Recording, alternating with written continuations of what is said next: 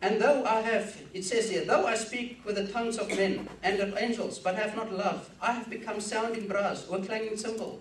And though I have the gift of prophecy, and understand all mysteries and all knowledge, and though I have all faith, so that I could remove mountains, but have not love, I am nothing.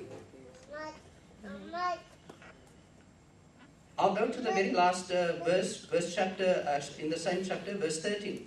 And now abide faith, hope, love, these three. But the greatest of these is love. Right? That is one of the most important fruits that we can bear, is love. All of us need to have love in our life. Right? We need to love everybody. We need to love people. That is the love that we need to portray as children of God. Right?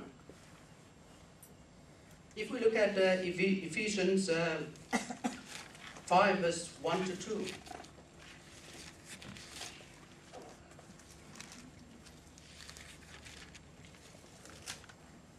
Be imitators of God, therefore, as dearly loved children, and live a life of love, just as Christ loved us and gave himself up for us as a fragrant offering and sacrifice to God.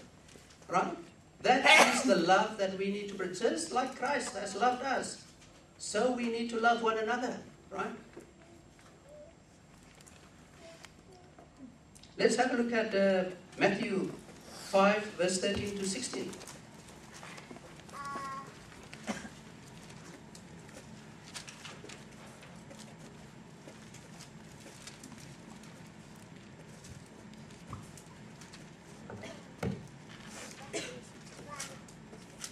Okay. What does it say? We as children, as believers, you are the salt of the earth, but if the salt loses its saltiness, how can it be made salty again? It is no longer good for anything except to be thrown out and trampled by men. We are the light of the world. A city on a hill cannot be hidden. Neither do people light a lamp and put it under a bowl. Instead, they put it on its stand, and it gives light to everyone in the house. We, as children of the Lord, we are the light of the world. We need to shine brightly out there, because the world needs to see Christ in us, so that the Father in heaven can be glorified. Not because we want to be, but because we have to, right? Because that is our calling. That is Jesus Christ saying, we are the salt of the earth. We know that salt produces a very nice flavor to our food. Without salt, food is bland, right? It does not taste wonderful. That is what we're supposed to be, the salt, right, of the earth. So that people, when they see us, when they speak to us, when we deal with us, they need to say, there's something different about that person. There is something not normal, like that you find from person to person, that's different. That is what is expected from us as children of God. We are the fruit. We need to bear the fruit of the Spirit in our lives. And we are the light of the world, right? People need to see Christ in us. Now this morning I want to talk about a particular man as well. If we can go to Daniel chapter 4, verse 10.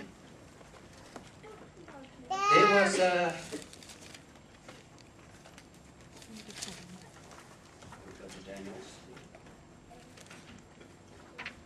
Daniel, there was King Nebuchadnezzar. He was a powerful man. He was a great man. And one day he had this dream. And I'll start from verse 10. This is one of the visions that he had. These were the visions of my head while on my bed. I was looking, and behold, a tree in the midst of the earth. And its height was great. The tree grew and became strong. Its height reached to the heavens, and it could be seen to the ends of all the earth. Its leaves were lovely, its fruit abundant, and it was food for all. The beasts of the field found shade under it. The birds of the heavens dwell in its branches, and all flesh was fed from it. I saw in the vision of my head while on my bed, and there was a watcher, a holy one, coming down from heaven. He cried aloud and said thus, chop down the tree and cut off its branches, strip off its leaves and scatter its fruit. Let the bees get out from under it, and the birds from its branches. Nevertheless, leave the stump and roots in the earth. And then this king, mighty powerful king, what did he do? He called Daniel. Daniel, you come and give me the interpretation of this vision that I had. And Daniel, when he came to the king, he was kind of a bit worried. He was perturbed after the king told him the dream. And the king told Daniel, don't worry.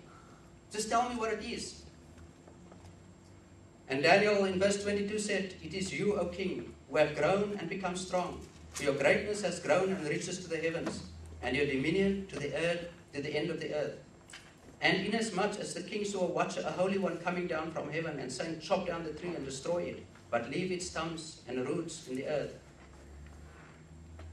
This is the interpretation, O king, and this is the decree of the Most High, which has come upon my lord the king. They shall drive you from men, your dwelling shall be with the beasts. What is happening here? This was a mighty king. He knew about the king of the Jews. Not the king of the Jews, he knew about God. But he didn't know God. Right? This was a man that was powerful. He ruled a bigger part of the earth. When the Israelites, he took the Israelites into captivity.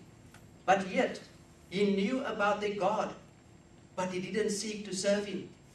And what did God do? God cut him down. He got chopped down. He could no longer bear fruit. Nobody could hide underneath him. No, the bees had to flee from under him. So this morning, my brothers and sisters, what I want us to remember as children of God, bearing fruit, standing in the garden of God, all of us are required to bear fruit. There's this one parable that Jesus was saying about this farmer who had this tree. He planted, he watered, he regularly fed this tree, and this tree would not bear much fruit. And then one day he came and he said, oh, what shall I do with this tree? Maybe I should chop it out and destroy it and put it in the fire. But he had mercy on the tree. He said, no, I'll keep this tree for 1 more year and I'll water it. And maybe next year, this tree will bear fruit. Maybe next year, there'll be fruit on this tree. Once again, it's a parable, but that applies to us. Sometimes God look at us. Do we have fruit on our trees? And I'm including myself here. I mean, I've still got much to work on. I've got a lot more to work on when it comes to bearing, showing and bearing fruit. Right? All of us, I believe. But we need to work towards it. It's something that doesn't come naturally. Right? We get so easily annoyed, easily agitated. Right? But we need to bear much fruit.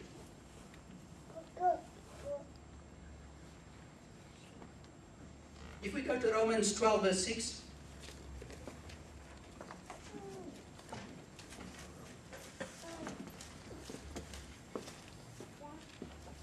There it says, we have different gifts according to the grace given us. If a man's gift is prophesying, let him use it in proportion to his faith. So let me just get the rest of the...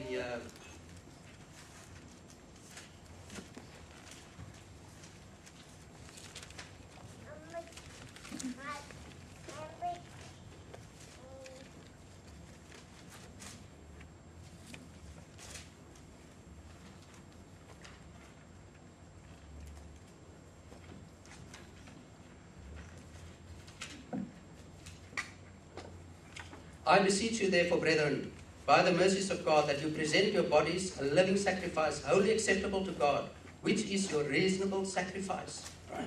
And do not be conformed to this world, but be transformed by the renewing of your mind, that you may prove what is that good and acceptable and perfect will of God.